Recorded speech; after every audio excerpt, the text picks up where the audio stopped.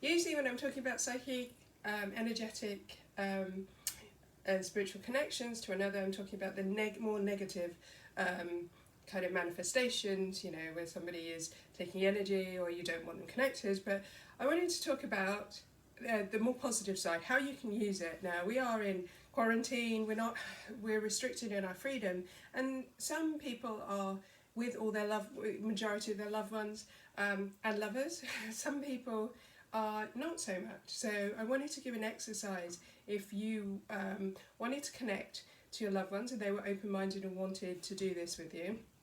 I will, after, there'll be two videos. This one is going to be a general one, and I'm going to do another one that's especially for the lovers out there, which has a more spiritual kind of link to it. But what I really want to do, first of all, is kind of talk about doing an intuitive exercise. Now, this can be done with friends, family, anyone that's open-minded and you want to kind of strengthen that non-physical connection that you have to them. So I like working with symbols and signs. So this will require you to be quite consistent on your time. So if you and a friend, it could be a few friends as well, want to set aside 5 to 10 minutes a day. And what you need to do is, you don't need to do this part online. What you need to do is at that time, you need to go, okay, what I'm going to do is I'm going to send them this information and try and project an image, a thought, a feeling. You could literally just try and send them love if you wanted. And this is kind of particularly useful if it's just, you know, it's a loved one that you can't see and you want to send them a feeling, an experience to them. Try and keep it positive though, don't be sending some horrible stuff to them.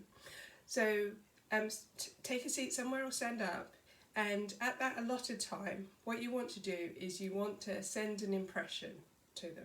Now, if you were doing, I said you don't need to be online, so if you're doing this offline, you don't actually, you can do this at the same time, and you're sending an impression. So you want to kind of go, okay, I'm going to sit down for 10 minutes and try that. Then, now if you're offline, then you do that, and then you'll have to sit down receiving that impression as well. So because obviously you're both sending at the same time, if you work with energy, it's not linear, so it's fine. What you can do is you can both sit down at the same time. The reason why time is important is because it focuses you, and it kind of sets that intention, it creates that space for you. So you go, okay, 10 o'clock each morning, I'm going to sit down and I'm going to think of something, I'm going to feel something, I'm going to send a picture. It does help if it's a memory that you share as well. So if you wanted to send maybe an image of a day you had that was great together, that works. Or a symbol that you connects you, because it's, you know, connection is, it's easier to connect to something that we already have some feelings and senses around. It doesn't mean you can't send something new. But, so you can draw an image, you can write down words, you can think of a time, an experience, or just a feeling.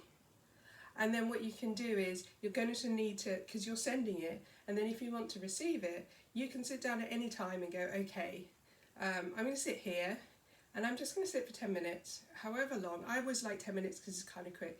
And I'm just going to sit with no distractions and just go, okay, what do I send? What was sent to me? Because your intention is to receive. So you just want to sit, and you can sit and have a cup of tea. It's easier. And then what impressions do you get? And then you can share it with your friend or your loved one later on that day. You can do that by you know, video or by phone call or by email, whatever you want. Now, the important thing with this is, don't get frustrated straight away. It takes time. It's meant to be a fun exercise as well. So, you know, pick the things that you're having that are kind of creative, that are interesting to talk about. Don't get frustrated if it doesn't work straight away, because it can take time. Don't do it without judgment as well. This is not a competition. It's about a little bit of fun, and it's about having this connection from a distance. So, you know, don't sit there and go, well, you didn't get this, you didn't get that. Accept it without judgment. And, you know, it's fun to do only if you are going into it with an open mind.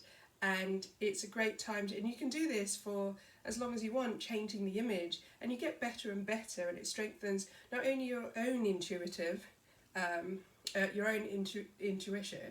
but it will also help strengthen that connection you have with a loved one as well. Now, if you want to do this on, say, a video, like I am here, or on Zoom or WhatsApp or whatever like that, what you want to do is you want to spend 5-10 minutes each way. So one person will send and the other one will receive, and then you do vice versa. The reason why you can't, it's not very good to send and if you're doing that on video, is because if you're both trying to send at the same time, it's quite hard.